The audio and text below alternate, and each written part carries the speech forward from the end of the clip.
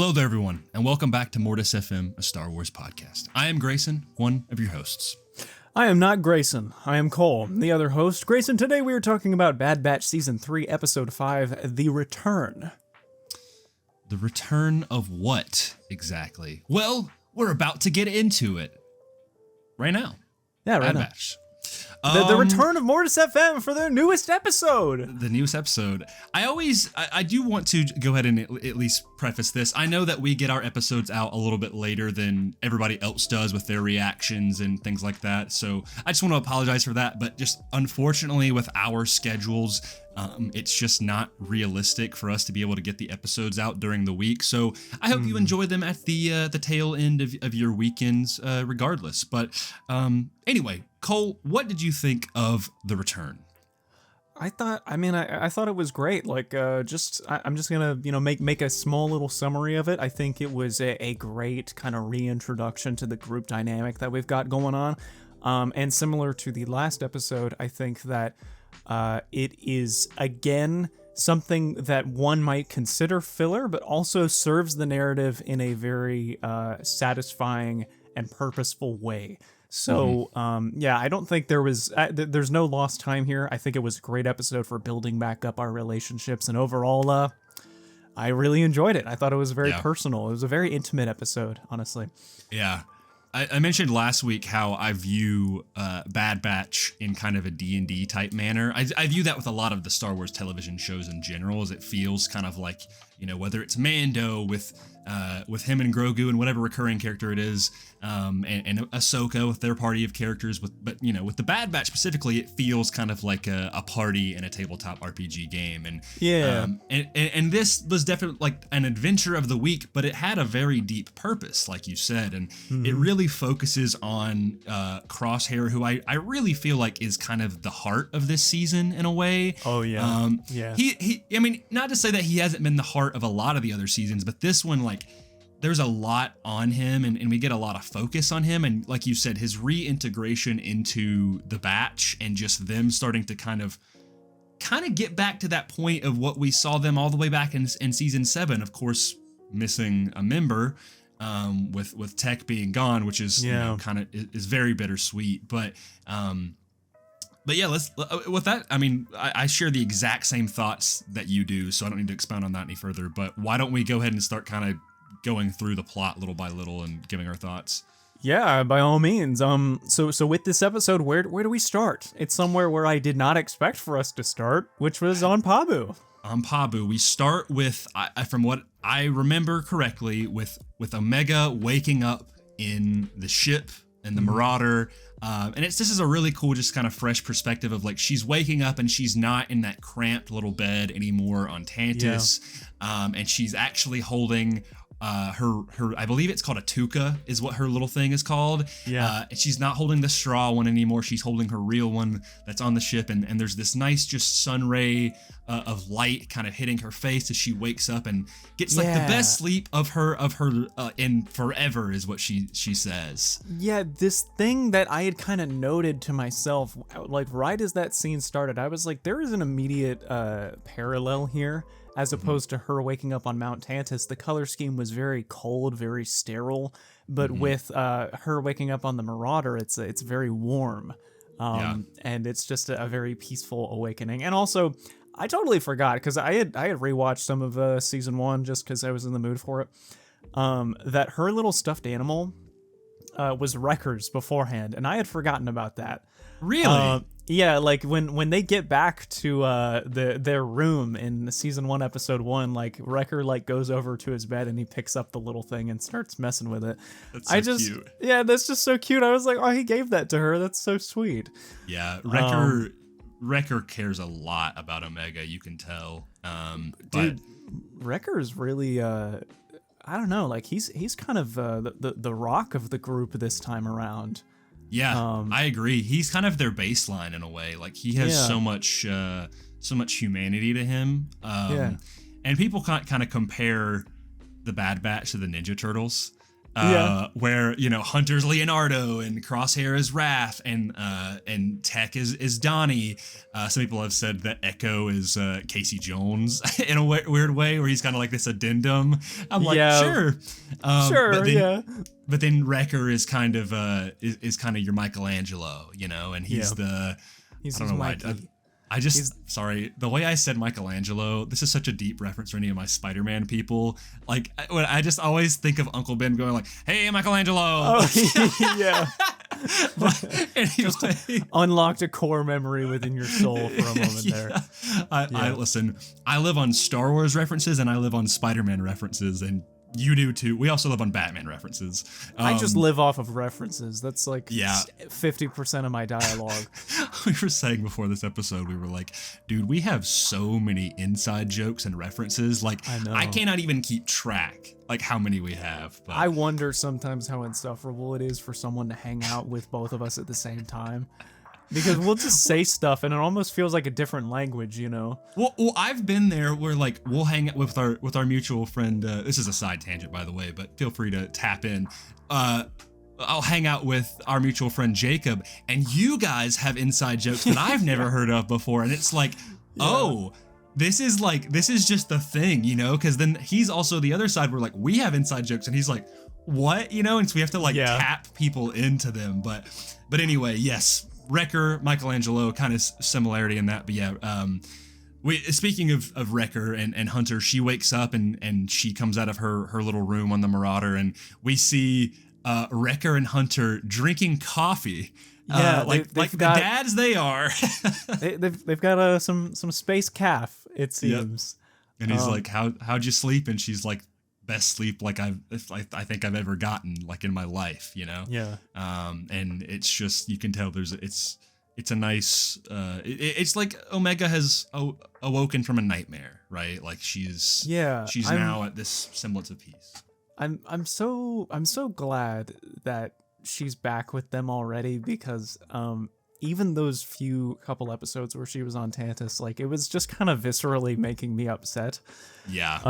And also it just gives us more room to figure out what the heck's gonna happen in the rest of the season here.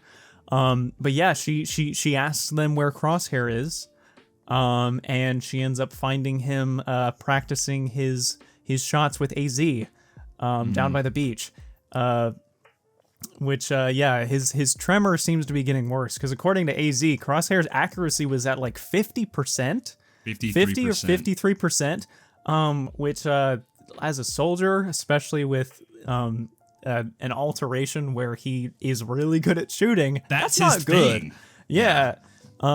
So yeah, it's really interesting there, but also well, once again, Omega kind of being the heart of the group, like seeking Crosshair out and trying to say, hey, you need to talk to them, because Crosshair notes that part of his job, part of his being, is to know when you're being watched, and he looks over and he sees Hunter and Wrecker like staring them down from the top of the cliff. And Hunter especially is the one who is very wary of Crosshair. He very much is. Wrecker, not as much. I think he kind of gets back into the trust thing a little bit, because I believe he's the one. He's, first of all, shortly after this, he's the one who gives Crosshair back his armor, but also that they gave him his rifle back, and they're like, "Are you sure it wasn't a good idea to give him his rifle?" And Wrecker's kind of like, "It's fine," and so there's clearly tension in the party, but he knows one of the big things about being a sniper is being watched, and so they're watching him. But eventually, Echo finally shows up to Pabu. He's finally able to regroup with them, and they start to make a plan on how are we gonna free all these clones on Tantus? Echo gives Omega a nice hug. And Crosshair says, "No hug for me." And Echo says, "Depends on the intel that you have." Or something like that. And even Crosshair kind of like has like a little smirk off of that. He's joking, he's joking. And Echo, of course, gives his prompt response, because he's all about the mission right now. He's all about freeing these clones and liberating them and giving them a purpose again. So So yeah, they're trying to make a plan on how they can figure out the coordinates of Tantus, because you know they kind of know where it's at, but they need to figure out specifically. And so she still has Omega still has Nala Se's data pad, but it's not working. Yeah. And so they end up making a plan of like, well, Crosshair knows where an Imperial outpost is at, where they could possibly reactivate it and figure out the coordinates, because they've shut it off. And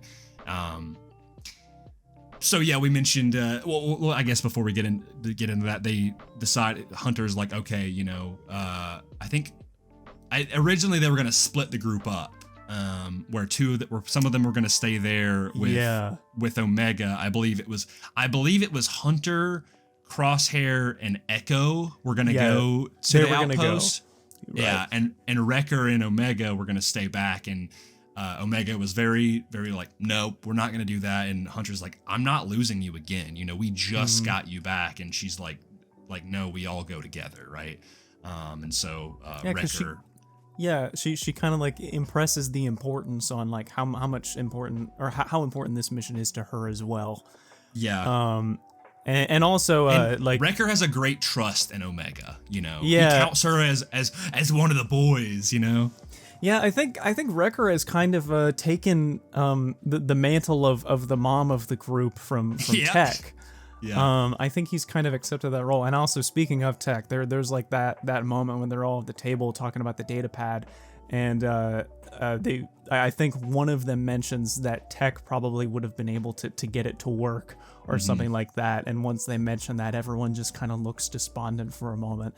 Which is just, man, it's just really, like, they're really making us hurt about Tech's loss, as if we didn't hurt enough already.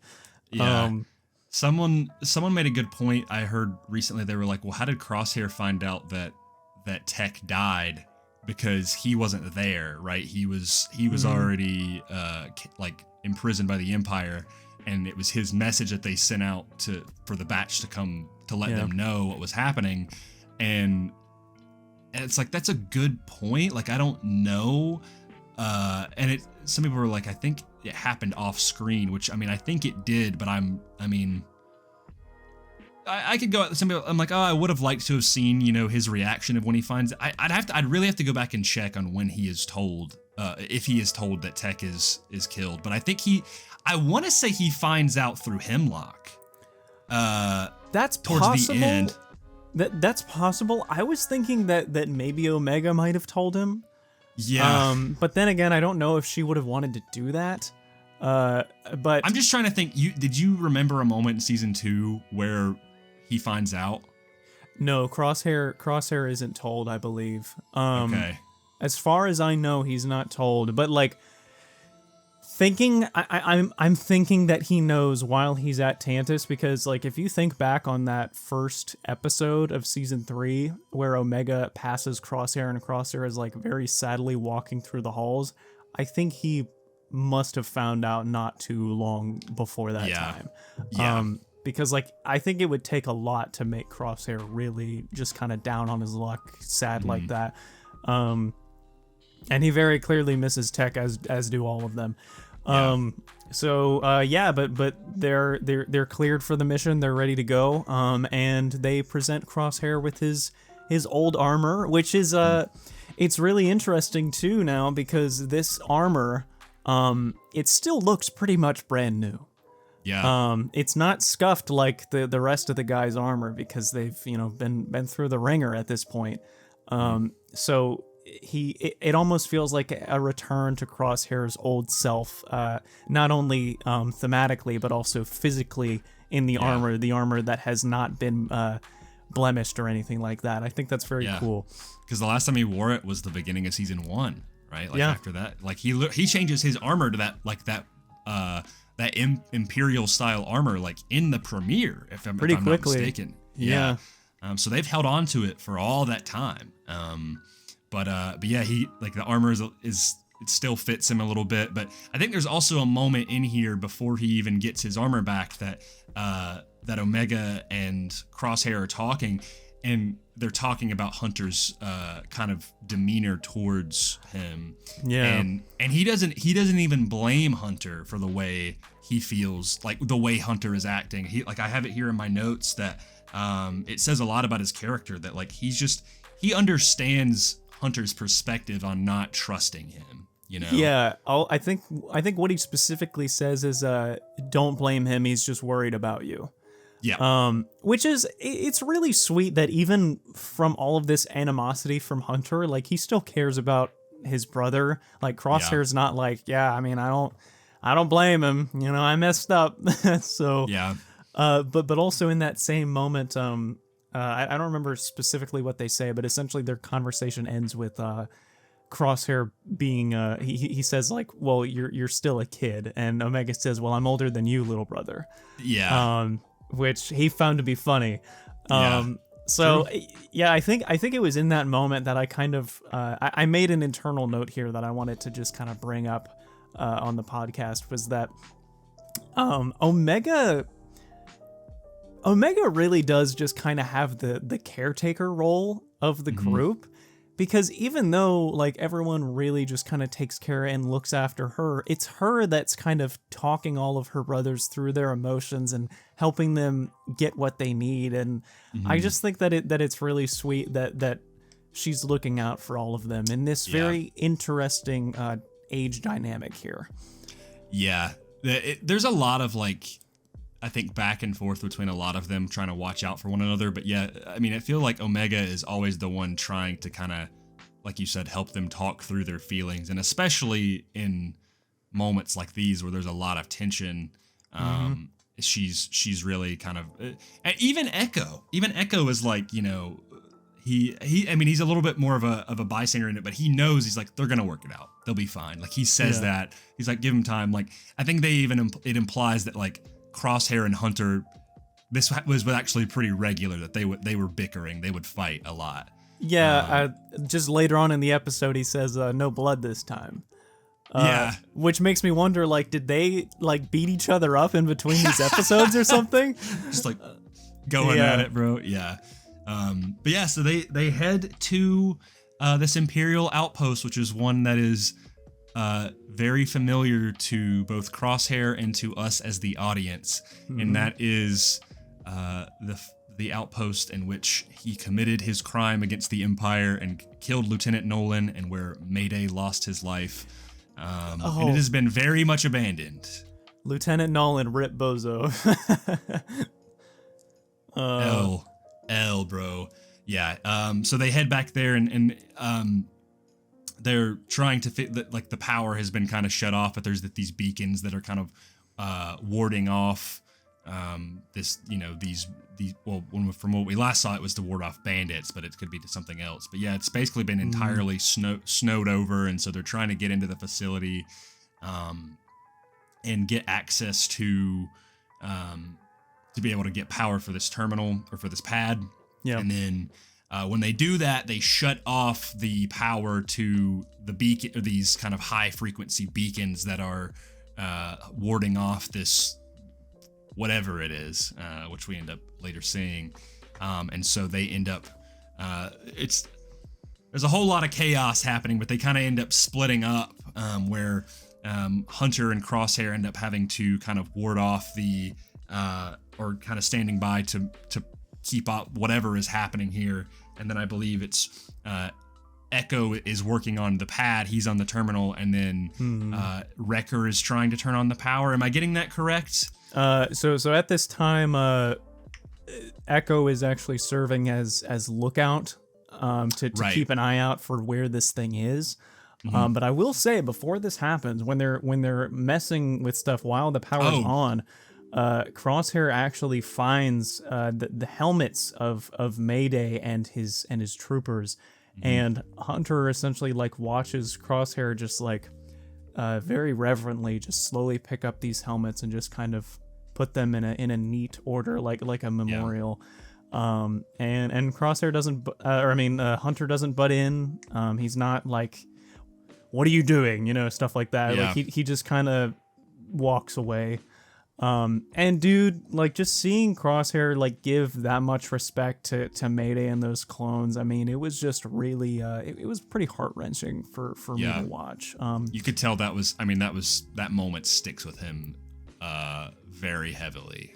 I mean, it was his turning point, you know, like Mayday kind of helped bring him to that point, but also just Mayday's loss and just this complete disregard for the clone troopers' well-being. And now that facility, just like furthermore insult to injury, that facility's abandoned, dude. Like it's not even like 6-7 months later, it's nothing. All that for something that was abandoned. All of the crates are still there. All of that for nothing that didn't even matter. Which is just, oh my god, that just makes me so mad. But anyway, we attract we seem to have attracted this like beast. Why is it always big monsters? Which is exactly. Well, it seems to be kind of like this snow worm. And right off the heels of Dune. Where's Paul Atreides when you need him? I guess. Yeah, I mean, it's like things that are well, it's almost like kind of an inverse, because they have these things that attract the worms, whereas these sensors are meant to ward them off. But we have I think it was before this big moment that it rushes in. Crosshair and Hunter have a little bit of an altercation. There's a little like psychoanalysis here where Hunter is really prodding at Crosshair, being like, what did you do to like make the Empire, or to mad at you basically, and Crosshair's really deliberating, like he's like simmering on this. And he does reveal he killed an Imperial officer. And there's a little bit of blame back and forth where Crosshair's like, I risked everything to send you guys that message, and then you're just mad that I saved Omega and you didn't, And Hunter he was not liking that, because in a way I think Crosshair's right. I think Hunter blames himself a little bit for not being able to be there, but and it's not that Crosshair was like, man, I want to save Omega, but like it's true, he was the one, like they wouldn't have been able to get out without him. Yeah, I think that like that's just further that's just more of a further testament to kind of his big issue with season 1, where Crosshair says like you left me behind, you didn't give me another chance, kind of thing. So Crosshair, in a way, it's kind of like both of them are at fault, because I mean, Crosshair might be calling Hunter out here, but in actuality, it's kind of like he's saying it to kind of redeem himself in a sort of way, like, this is what I did, I helped her, it's not like I'm all this, all that bad. But all in all, it's a brotherly dispute, which is broken up by this big thing.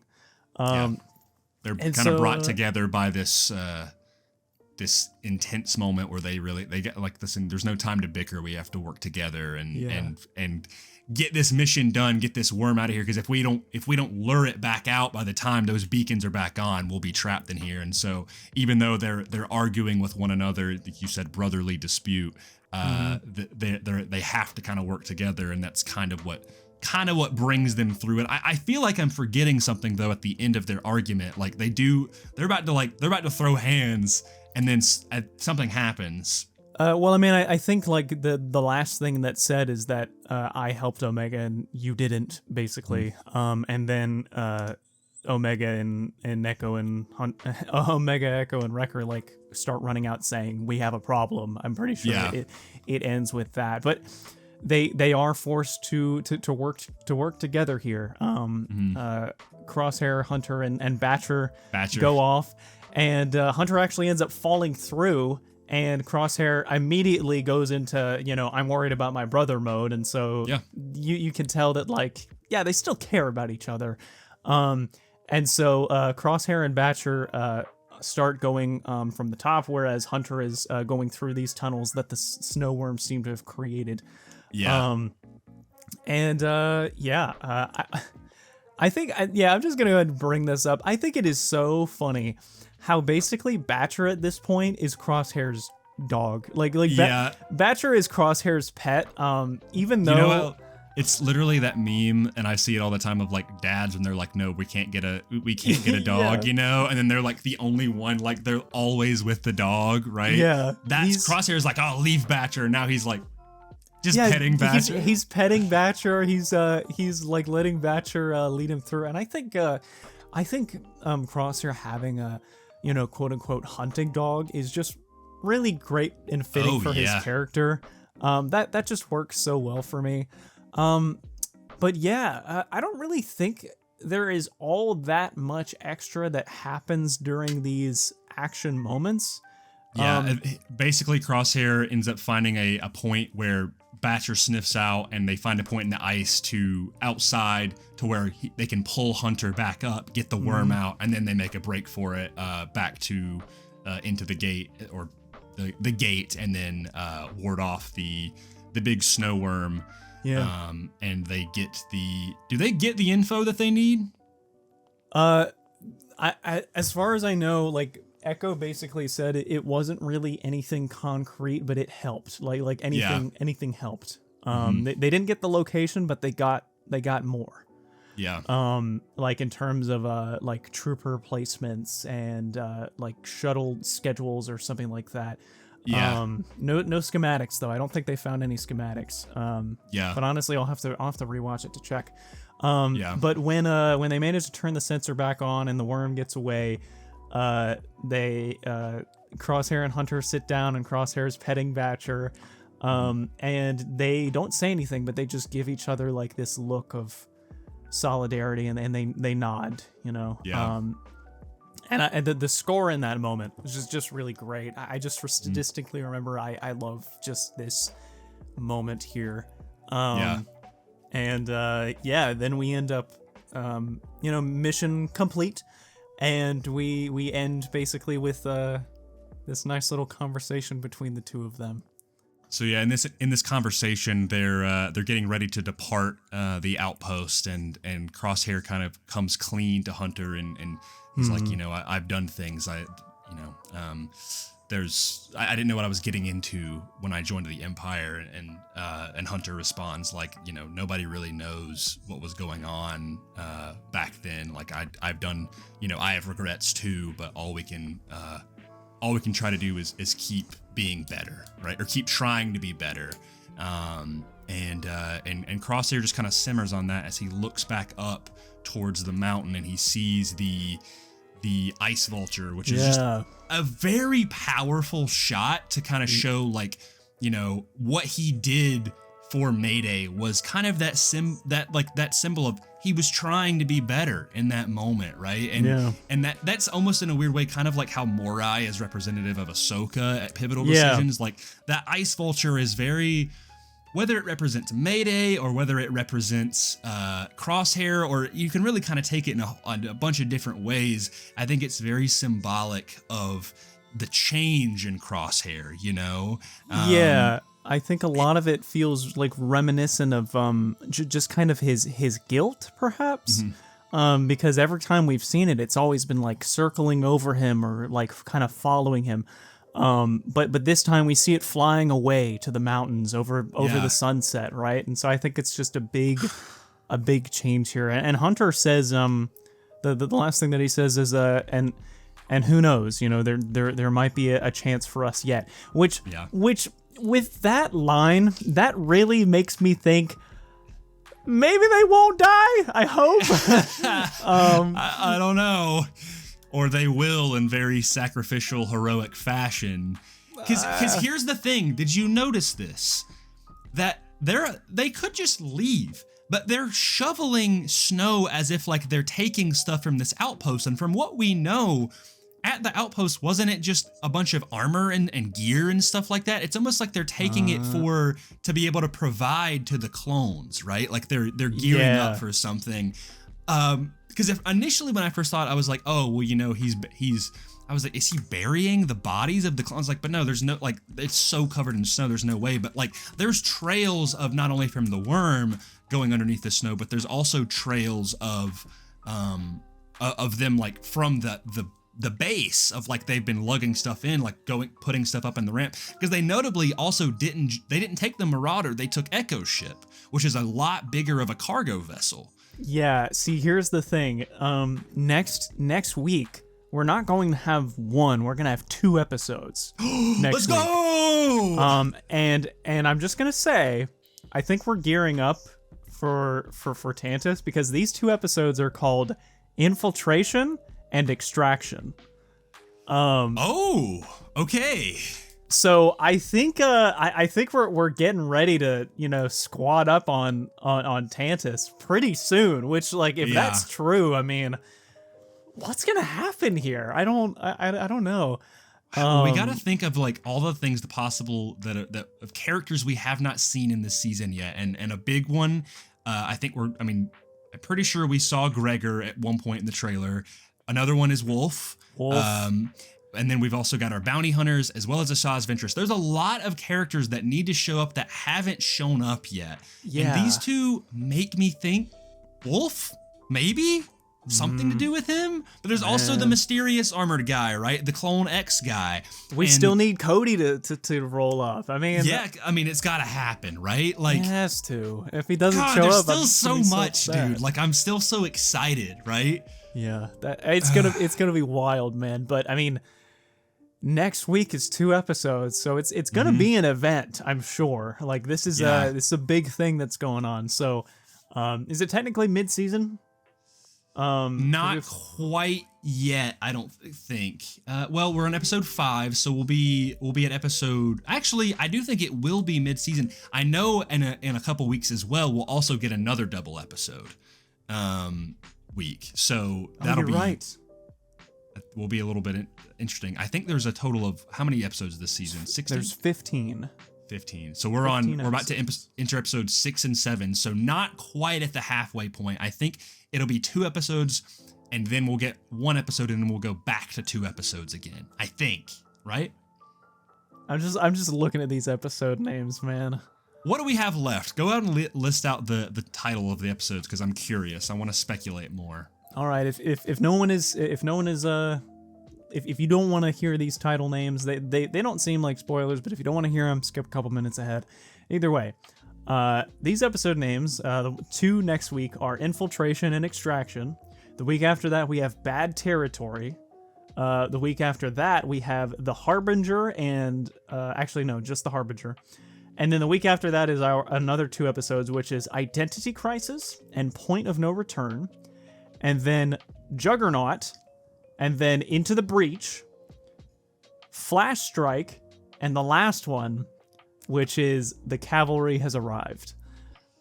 Man.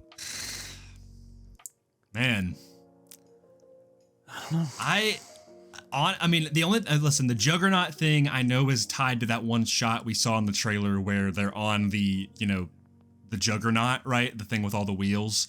That's clearly tied to that. But the Harbinger makes me think Ventress, I think. But I'm very speculative on the point of no return. Like, what does that mean? Who is that about, right? Yeah. Is that Wolf, maybe? Like, he's like really the last major person, clone that we need to need to win over. Right. It's like, that's maybe. Oh, dude, it's hard. Just imagine if one of these episodes was just named Delta. I wish, man. I would go nuts. What was the one before Point of No Return? Identity Crisis. What is that about? I don't know. What is that about? And that's another 2 episode special there, which is Identity Crisis and Point of No Return. Identity Crisis could be Wolf. I was about to say that's possible. It could also be Ventress. Because of how many things she's gone through. I don't know if she'd be in a crisis at the time. I don't know, man. I really don't know. I'm curious, exciting. like Infiltration and Extraction. It's like, surely that's not all the clones yet. That's got to be something on a smaller scale. But maybe I'm wrong. Maybe it is. But I don't know. Have we even? Do they have that kind of force yet is the thing. They don't... I know that Rex is going to be in the next episode. Oh, okay. Because I think like there was a little teaser that we see Rex, because that was where we got like some of those stills with him without the pauldron. Oh yeah. So I think he's in the next episode. So it's probably gonna have to do with Rex. And you know, Rex and Echo, they've got that clone rebellion thing going on, and it, you know, maybe it's like an infiltration of like another base where they're keeping some. I'm sure it's not all on Tantus. Maybe it has to do with Cody. Maybe Cody is stuck up somewhere. They get a call from him, and they're like, "We got to get him out somewhere." I don't know. Maybe. That's the thing with the return, right? Is this episode people were like, "The return of who?" You know, and it ended up being a little bit more deeper and symbolic of the, first of all, the return of Crosshair and Omega to the Batch, but also the return to the Outpost and a whole different things of like, you know, Crosshair's kind of return to being a family member again, right? Being more in it, because now I think at this point he's kind of back into being in the groove of the Batch and things like that. So, but everyone was like, who's the return? Is it Ventress? Is it blah, blah, blah? You know? Yeah. And so it's hard to take these episode titles literally. Yeah, maybe the Juggernaut episode isn't actually about the turbo tank. It's about the Sith Juggernaut subclass from Star Wars The Old Republic MMO. It's about Dirge. Yeah. Oh, dude. Oh my God, man. Dirge. Here's the thing, is that we know with Ventress, she has a legacy of bounty hunting, right? And we've got Cad Bane and we've got Finnick, and I'm almost certain Boba is going to show up at some point, right? I mean, I think it just should happen, you know? Like, this is the kind of finale of clone-centric stuff. Yeah. So I just think it would be right to have him there. But also, dude, like, that last episode name, The Cavalry Has Arrived, like, that is the most iconic Bad Batch line, because everyone remembers that from the unfinished episodes of Bad Batch, and then when they're introduced, now finished, and then when they're reintroduced in the season 7 trailer, when Wrecker goes, "The cavalry has arrived," you know, like, I don't know, dude, it's just very great. It's really good, man. Which makes me think episode where, you know, Tech is back on the team. I don't know. The full cavalry's in. But then again, like, the cavalry has arrived is just a great title episode for the clones squaring up on Mount Tantus, you know? Yeah. So I hope they play like a epic version of the clone theme when that happens, man. Yes. Like, yes. You know what would go so hard, dude? If it was a mixture of the clone theme with a little bit of in the background for just a snippet, you hear Vode. Oh, that would be so cool. I'm not kidding. I'm getting emotional. I would cry, dude. That would like, imagine all of them walking, like, just to take down this, like, you know, to fight. I don't want to think about it. I'm just gonna. We gotta contract Samuel Kim to make that edit in case it doesn't happen. Oh, man. Well, Cole, I think we have talked about this episode in length enough. I don't have many other thoughts. Shall we go with tradition? A chat pack question? Prithee, a chat pack, perchance. Let's see if we can get a simple one, because we have a legacy of recently getting some more complicated ones. Okay, this is a good one. This is a fun one. Okay. An ATST is walking down the street. Like the Ewoks, you and your neighbors work together to bring it down. What's the plan? Okay. Let's get a little hypothetical here, because I don't really have like a very a really concrete, like, tight neighborhood. I kind of live out in more rural area, you know. So let's just, like, I'm gonna put myself in your neighborhood, because I know what your neighborhood is like, and I'm just gonna try to think of, like, how me and you and some other people could take it down, right? Okay. Yeah. I guess maybe what I would think is like chopping down the power lines or something. Mm-hmm. To just kind of either smack right into it and cause just a big explosion, or just, you know, throwing those cables everywhere, preventing it from being able to walk. Because, you know, as we know, the Snowspeeder way is to get it tangled up, right? Yeah.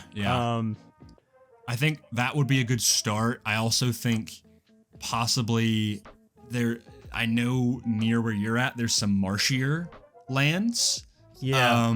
And so I think, when you think about Mando season 1 and the episode where they're in the farm, they kind of entrap the ATST into that little, like that muddy area, that kind of swampy area to get it stuck, right? So they can kind of even the playing field.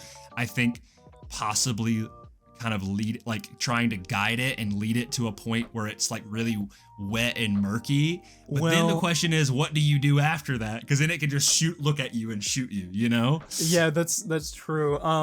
Well, I mean, right for my neighborhood, there's like a little park with a lake there. Yeah. And so if we if we somehow managed to block off the roads, so it had to proceed through this trail, it would eventually have to go into the lake. I was about to say, what if we led it to this lake and then we, whether it's the power lines or we just found ways to make like rope or cables to then trip it into the lake. Yeah. That might be a way to do it. Because I'm trying not to think of just like blow it up, because how am I going to do that? Like I don't have anything to blow it up. We could try to get cables to attach to the legs and like just absolutely yank it. Like try to put a bunch of heavy stuff like on this cable or something and make it basically almost impossible to move so that it might trip over. Maybe you could like get some cars and then like tie to a car to make it really taut, so that way they're going against it and it's so tight. I also am like, how hard is it to climb up an ATST's leg? Surely not that hard, right? So as far as climbing goes, maybe I could hire a climber just to get on the scene. I was about to say, like, I feel like I could climb it. I mean, once you get right underneath it. Okay, well, actually, I thought if we're thinking about Jedi Fallen Order rules, they can drop grenades underneath their feet. Yeah. And that's not true. fun. Yeah. So maybe not that then. Well, an easier solution is maybe just call the Air Force. Call your local police. Run. Yeah, I'll call the police. They'll handle the AT-AT. It's ATST, by the way, not AT-AT. Oh, I thought it was an AT-AT this whole time. Okay. No. ATST is much more feasible. Cut down the power lines. We have a bunch of trees. We can cut those down. Or just attach. Yeah, put cables. Try to put cables on the legs. Honestly, like put a really heavy car into a autopilot, basically. Put it on a Oh, that's not a bad idea. If you got a big enough truck, like I'm thinking about like my dad's size truck or whatever, if you were to go full force into one of their legs, that's what I'm saying. Get knocked over, bro. Yeah, because they're called chicken walkers for a reason. They've got really thin legs. So if you go full throttle, put it on autopilot, and jump out of the car, that'll knock it over. Out of the car. I'm going with it. Well, Grayson, you'll be the volunteer if you're there. I'm like, even if you could get like a slight ramp, I think it would even be better to hit it from the side. Because if you could hit it from like, say it's on like a T section of a road and it's looking one way, if you were to hit it full force from the side, it's gonna topple over. Yeah. Honestly, if you get one of those cars that just has like the cage, like the ram cage on the front, totally doable. Done. Let's say make a makeshift front of the thing is just plow into the sucker's legs. I could tell when you were talking about the snowspeeder, I was like, does he think AT-AT? And I was like, well, no, I guess a snowspeeder you could wrap legs around an ATST. And then I was like, man, he's like really going all out. And then I'm like, it's just an ATST, bro. Like call in the Air Force. I mean, that also works. See, my plan was originally, I was like, if I could climb up the legs unsuspectingly, because they only have 2 viewports, all right? They can't see that well. If I could climb up the legs, I would just get like a bunch of fireworks and get up on the top and either open the hatch or just throw a bunch of fireworks into the eyes of the ATST and make them where they're like, ah! Like it's like Just like, and they'll lose control and then hit it with a car, and then I die because I'm on top of the ATST. Honestly, just do what Chewbacca does. Just get on top and just freaking yank those dudes out of there, bro. Get on top, yank them out. I want the ATST. I'm not trying to I was destroy about to it. I say, want it. what is the gas mileage in that thing like? I could take that thing to work. Just in my ATST. Do ATSTs, if I remember correctly, they don't naturally stand up. They actually crouch down, and then you can get in. You can like put them in like a crouched position, right? I think so. Yeah. That's like in a video game. I remember very vividly where you can like get in it and it raises up, right?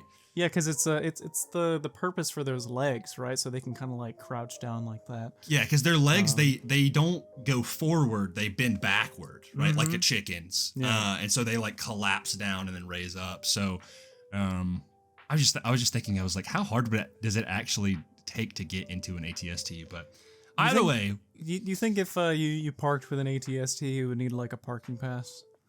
Like, I'm just where would you put the parking pass for an ATST just to make it easy for the guys to see? That's tricky. Where would you put the license plate for an ATST? I mean, I guess we put the license plate on the back. I guess the parking pass, like, you can't really see out of the eyes. Maybe like hang it off the barrel of the laser cannons, like. Or just spray paint like a, I don't know. These are just some more questions here. Does an ATST have air conditioning? I don't think so, bro. Does it have adjustable seats? Surely, right? Do you think there's a stormtrooper that hangs dice over like the non-existent rearview mirror for the ATST? Dude, I hope so. The limitation on your viewport on an ATST, like, it honestly sucks. It's kind of laughable because in like, order to see through it, you would just put your face through it, and so you would get shot. So I mean, maybe it would. I mean, who knows? I don't think we've canonically seen the inside of an ATST, so maybe they have like kind of like a Ghost does in Halo, where like it kind of has a viewport where like thermal or something. They definitely well, they're supposed to fit like 2 dudes in an ATST, right? Like I'm gonna look this up. Inside of an ATST. We see it briefly in Return of the Jedi what it looks like at the inside. Very, very briefly. Okay, so they do have like some screens and stuff like that. There's a whole lot of tech in here. One of those buttons has got to be air conditioning. Come on. Dude, it would suck to just be some Imperial trooper in this ATST on this like hot planet or a cold planet, and you're just like, God. Dude, I am freezing, bro. Like, it's probably got terrible temperature regulation. Yeah, dude. Like, I am sweating my ass off. My boys are getting defeated by teddy bears out there. And then suddenly you get deflated by a couple of logs. Dude, worst fate ever, bro. Oh my gosh. That would suck, dude. Pour one out for the boys on It's not even like an even flattening, right? Like, it's literally like 2 logs hit in the center point. So you're just like cut in half by like this insane amount of weight and pressure in this metal box, and you're just like dead. A metal box with no air conditioning, by the way. Worst trash compactor ever. Man, they gotta get some engineers on these ATSTs, bro. Like, It's quantity over quality with the Empire, man. Yeah, it's true. What was I'm trying to think. We don't see. I'm thinking of Rebels, and it's like those are ATDPs, I believe. They're not full-on ATSTs because I think they only have 1 cannon on them. They have like they're a little bit kind of chunkier looking. But I'm just thinking of like the evolution of like AT stuff. There's a whole lot of ATs, bro. ATRT, ATAT, ATST, ATDP, ATCT. Bro, they love their acronyms. Well. Anyway, we have defeated the ATST. Dun, dun, dun, dun. We did it. Okay, now we have to do AT-AT. I'm just kidding. Well, I don't have anything else. Oh. Do you? Bad Batch good. 2 episodes next week. I'm excited. Yeah, so be prepared for a longer Mortis FM episode, presumably, because we'll probably have a lot to talk about. Otherwise, just as Hunter said, just continue to be better. Or shall we do what we do? That's what he says in one of the episodes. Do what I always we found do. that. Well, Cole, where can they find you and your lovely, I guess, voice specifically? Wow! You can find me at the.cosmic.drifter on Instagram, and you can also find me just at the Cosmic Drifter on YouTube, where I make some funny little videos. You just dropped a new video. Just dropped a new one. I'm cooking up another one. Hope you stick around for that. They are gaming centric, so if you like that stuff, please feel free to check it out. Otherwise, you can find my beautiful countenance right here, right next to my friend Grayson. Where can they find you and /us? Well, you can find us on Instagram or wherever you're listening, watching at Mortis FM, and link to Cole's channel is in the description. We now have a link tree, which should make things a little bit easier for you to find our stuff at. So all platforms for us are on there, and as well as Cole's channel. But you can also find me personally on Instagram at Shradester8. Lovely. That's all I got. All right, well, Grayson, may the force be with you. Always. Cerveza Crystal!